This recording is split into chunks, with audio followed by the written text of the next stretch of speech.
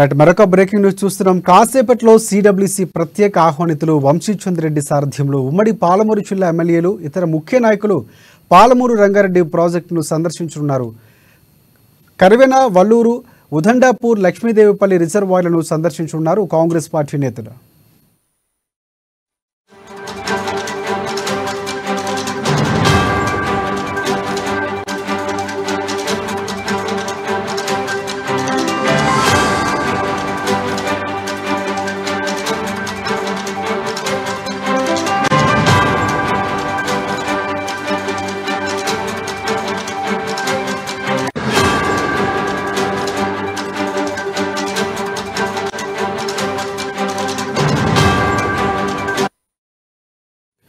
ఇక ప్రాజెక్టు వద్ద జరిగిన పనులు, అక్రమాలు, గత ప్రభుత్వ నిర్లక్ష్యం వల్ల ఉమ్మడి పాలమూరు జిల్లాకు సాగునీటి పరంగా జరిగిన నష్టాన్ని ప్రజలకు పూర్తి స్థాయిలో వివరించాలని కాంగ్రెస్ పార్టీ పాలమూరుకు వెళ్లాలని నిర్ణయం తీసుకుంది.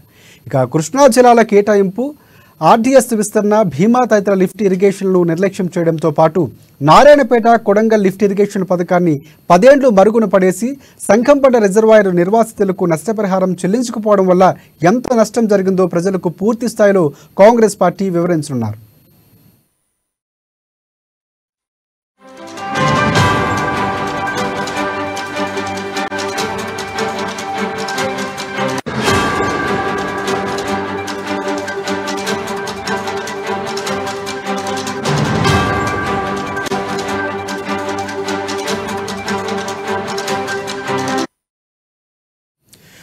కాసేపట్లో సిడబ్ల్యూసి ప్రత్యేక ఆహ్వానితులు వంశీచంద్రెడ్డి సారథ్యంలో ఉమ్మడి పాలమూరు జిల్లా ఎమ్మెల్యేలు ఇతర ముఖ్య నాయకులు పాలమూరు రంగారెడ్డి ప్రాజెక్టును సందర్శించున్నారు. ఇక కరివెన, వల్లూరు, ఉదండాపూర్, లక్ష్మీదేవిపల్లి రిజర్వాయర్లను సందర్శించున్నారు. ఇక అక్కడి నుంచి పూర్తి అప్డేట్స్ అందించేందుకు మా ప్రతినిధి హరీష్ మనకి లైవ్లో సిద్ధంగా ఉన్నారు. ప్రధానంగా కాంగ్రెస్ పార్టీ చలో పాలమూరు రంగారెడ్డి నిర్వహిస్తున్నటువంటి పరిస్థితి కనిపిస్తుంది. వైపు ప్రాజెక్టుల వారు కొనసాగుతుంది. దీనికి సంబంధించి పూర్తి అప్డేట్స్ ఏంటి చెప్పండి హరీష్.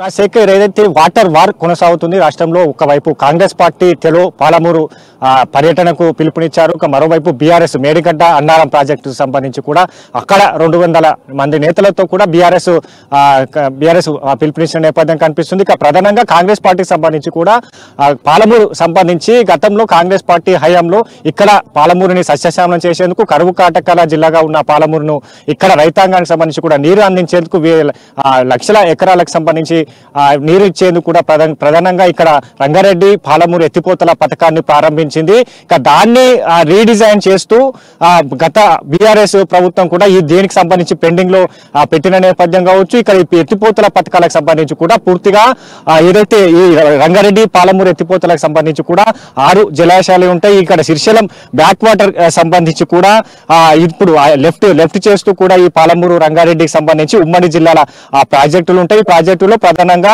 శ్రీశైలం బ్యాక్ వాటర్ నుంచి నార్లపూర్ టు ఏదుల నుంచి కార్వన, ఉద్దండాపూర్, తర్వాత లక్ష్మీదేవులపల్లికి ఈ నీటిని అంతా కూడా తరలించేందుకు ఇప్పుడు ఈ ప్రాజెక్టు నిర్మాణం జరుగుతుంది. గత బీఆర్ఎస్ 10 ఏళ్ల కాలంలో కూడా అంటే మొత్తంగా ప్రాజెక్టు వ్యయం సంబంధించి 35,200 కోట్ల సంబంధించిన ఈ ప్రాజెక్టుల నిర్వహణకు సంబంధించి కూడా గత ప్రభుత్వం అంచనా వేసింది. దీనికి సంబంధించిన ఏదైతే టెండర్లు కావచ్చు, దీనికి సంబంధించి కూడా పూర్తిగా దీంట్లో అవినీతి జరిగింది. దీంట్లో ఏదైతే టెండర్ల ప్రక్రియ నుంచి కూడా పూర్తి స్థాయిలో ఏదైతే అక్రమాలకు పాల్పడినట్టుగా కాంగ్రెస్ పార్టీ ప్రధానంగా ఆరోపణలు చేస్తుంది. ఇక్కడ ఈ ప్రాజెక్టులు పూర్తి అయితే ఇక్కడ 1,00,000 లక్షల ఎకరాలకు సంబంధించి కూడా ఉమ్మడి పాలమూరు జిల్లాకు, రంగారెడ్డి జిల్లాలకు సంబంధించి కూడా ఇక్కడ రైతాంగానికి ఆదుకునేట్టు ఉంటుంది. గతంలో కాంగ్రెస్ పార్టీ పనులు మొదలు పెట్టిన ఏదైతే బీఆర్ఎస్ పార్టీ అధికారంలో వచ్చిన తర్వాత దీన్ని పూర్తిగా దీనికి సంబంధించి పెండింగ్ లో పెట్టింది. ఇక్కడ కమిషన్ల కోసమే దీన్ని పక్కన పెట్టి కాళేశ్వరం సంబంధించి ఆ ప్రాజెక్టును తీసుకొచ్చారు. కమిషన్ లోని దానికి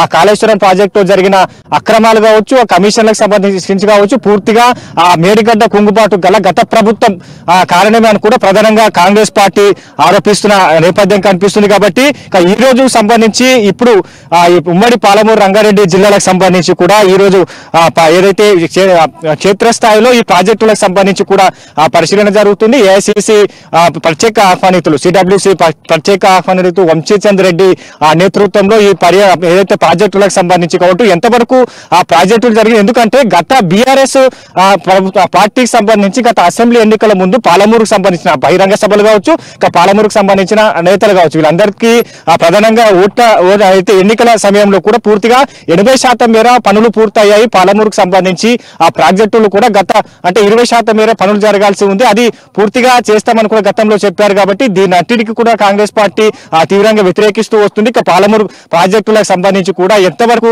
ఇక్కడ పనులు జరగలేదు. ఇక ప్రస్తుతం మనం చూస్తున్నాం కర్వెన ప్రాజెక్టు వద్ద మనం ఉన్నాం. ఈ కర్వెన ప్రాజెక్టుకు సంబంధించి కూడా మనం చూడవచ్చు. ఇక్కడ పూర్తిగా అంటే ఇక్కడ సంబంధించి కూడా 6 తండాలు కోల్పోయిన పరిస్థితి ఉంది. ఇక్కడ గ్రామాలు కావచ్చు, ఇక్కడ భూములు కోల్పోయిన రైతులు కావచ్చు, గతంలో వీళ్ళందరికీ కూడా నష్టపరిహారం ఇస్తాను కూడా గత ప్రభుత్వం చెప్పినట్టుగా కూడా చెప్తున్న నేపథ్యం కనిపిస్తుంది. ఇక వాటిని కూడా ఇక్కడ సంబంధించి కూడా వాళ్ళకు నష్టపరిహారం కూడా ఇప్పటి వరకు ఇవ్వలేదు.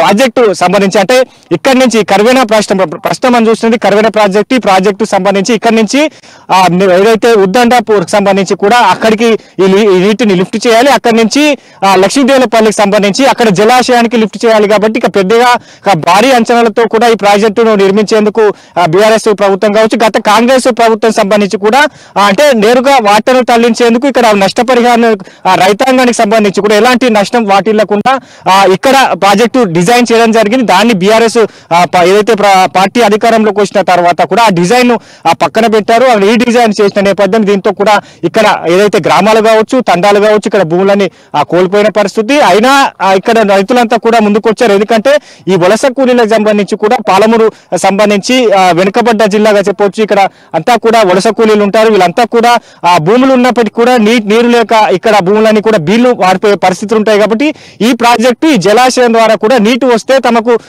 ఏదైతే రైతాంగానికి సంబంధించి కూడా ఇక్కడ ప్రాంతం అంతా కూడా సస్యశాలమవుతుందని కూడా వాళ్ళు భావించారు. భూములు కూడా ఇవ్వడం జరిగిన నేపథ్యం కావచ్చు. ఇక్కడ రైతాంగానికి సంబంధించి వాళ్ళు భూములు కోల్పోయినా వాళ్ళంతా కూడా నష్టపరిహారం ఇవ్వాలని కూడా వాళ్ళు గతంలో చెప్పారు. కాబట్టి దానికి సంబంధించి 3 లక్షలు అక్కడ గతంలో ఎకరానికి సంబంధించి 3 లక్షలు ఇస్తామని కూడా అక్కడ ఏదైతే ఇక్కడ రైతులు కూడా చెప్తున్న పరిస్థితి ఉంది. వాటికి సంబంధించి కూడా ఇప్పటి వరకు నష్టపరిహారం అందలేదు.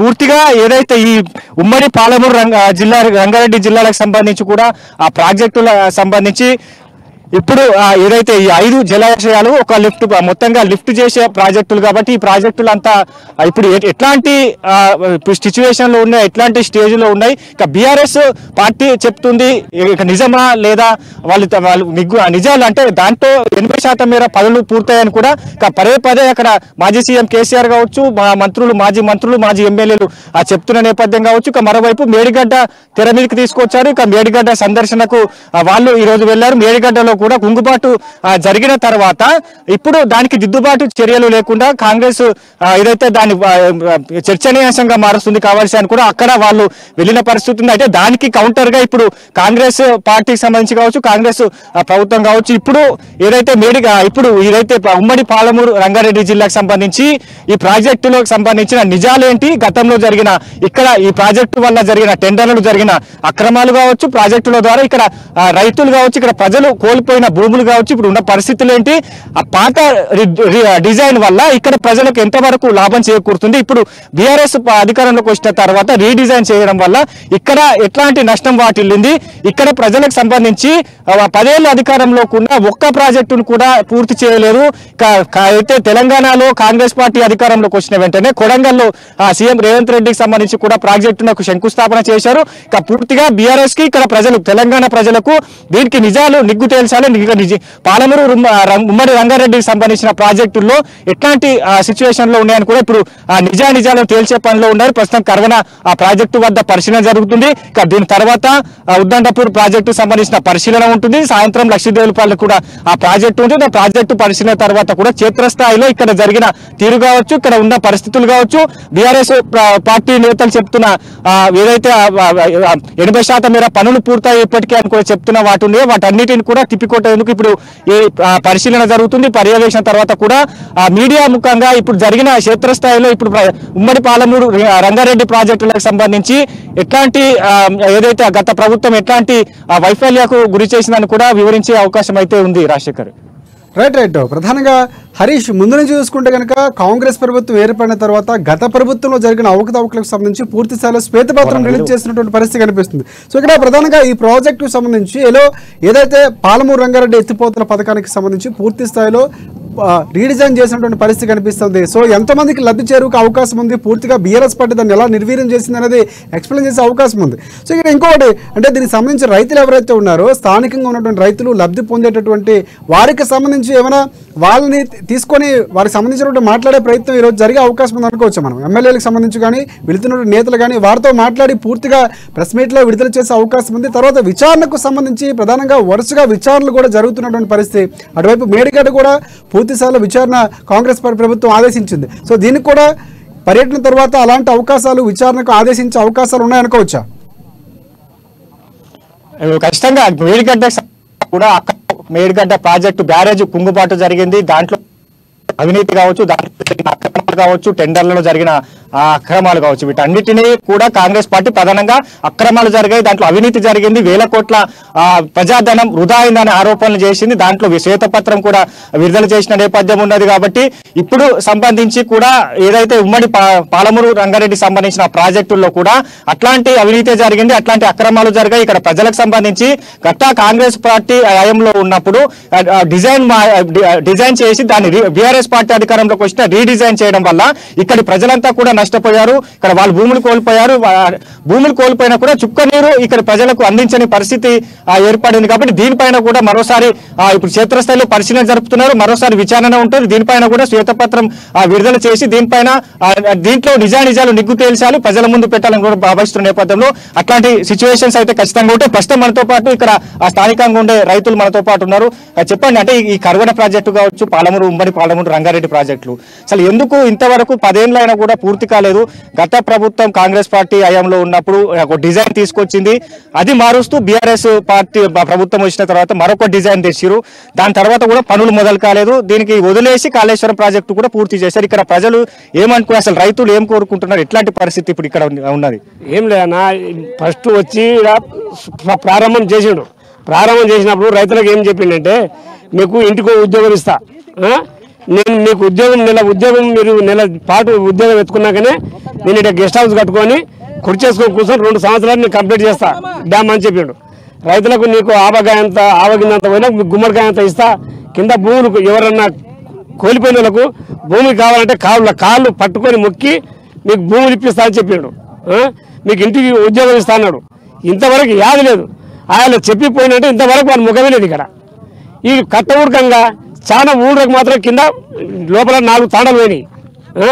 ఇప్పుడు ఇంకా కట్టగా ఊరున్న కూడకంగా ఊళ్ళో కూడా డేంజర్ అయింది. ఇవి కూడకంగా కట్ట క్లియర్ లేదు. మొత్తం పెద్ద పెద్ద గుండ్లు వేసి తొక్కించి పెట్టింది. ఇవి ఈ కట్ట కూడా నివాడదు. ఇది మొత్తం ఇది మోసం జరుగుతుంది. చాలా వరకు భూములు కోల్పోయారు కదా, మీకు నష్టపరిహారం అందిందా? ఇప్పుడు కాంగ్రెస్ ప్రభుత్వం అధికారంలోకి వచ్చింది, మీరేం కోరుకుంటారు ఈ ప్రభుత్వాన్ని? మాకు నష్టం జరిగింది. మాకు ఎకరకు 3.5, 4.5 అట్ట కట్టించారు. మాకు ఇప్పుడు మున్పు బాధ్యతలకు మాకు ఏమి ఇస్తారు? మాకు అప్పుడు ఇంటికో ఉద్యోగం ఇస్తున్నాడు. మరి ఉద్యోగం ఇస్తారా, మళ్ళీ మాకేమన్నా పైసలు కట్టిస్తారా, ఏం చేస్తారా అని చెప్పి మేము కోరుకుంటున్నాం. అంతే. ఇంకా మీరు చెప్పండి, అంటే ఈ ప్రాజెక్టు పూర్తయితే ఇక్కడ ఎట్లా ఉండబోతుంది రైతులకు సంబంధించి? అంటే చుక్క నీరు అటు మేము వస్తున్న ప్రాంతంలో కూడా పరిశీలన చేసుకుంటూ వచ్చాం, ఎక్కడ కూడా నీళ్లు కనిపిస్తలేదు. వర్షాకాలంలో పంటలు అలుపుకునే పరిస్థితి ఏర్పడింది. ఈ ప్రాజెక్టుల వల్ల మీకు ఇక్కడ ప్రజలకు ఏదైనా లాభం చేకూరే అవకాశం ఉందా? దీన్ని డిజైన్ మారిస్తే గత ప్రభుత్వం కాంగ్రెస్ పార్టీ అధికారంలో ఉన్నప్పుడు ఒక డిజైన్ తీసుకొచ్చారు, ఆ డిజైన్ మారిస్తే ఇక్కడ ప్రజలకు మేలు జరుగుతుందా? ఏం జరగబోతుంది? మేలే జరుగుతుంది.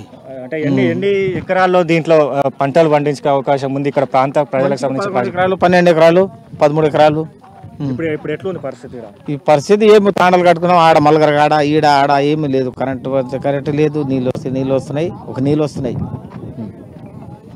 అది ప్రాబ్లం.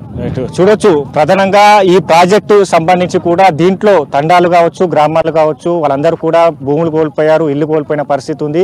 కాంగ్రెస్ పార్టీ హయాంలో ఉన్నప్పుడు ఒక డిజైన్ తీసుకొచ్చి దాన్ని మారుస్తూ రీడిజైన్ చేశారు. దాంట్లో కూడా ఈ పనులు జరగకుండా 10 ఏళ్ల కాలంలో కూడా దీన్ని పెండింగ్ లో పెట్టారు.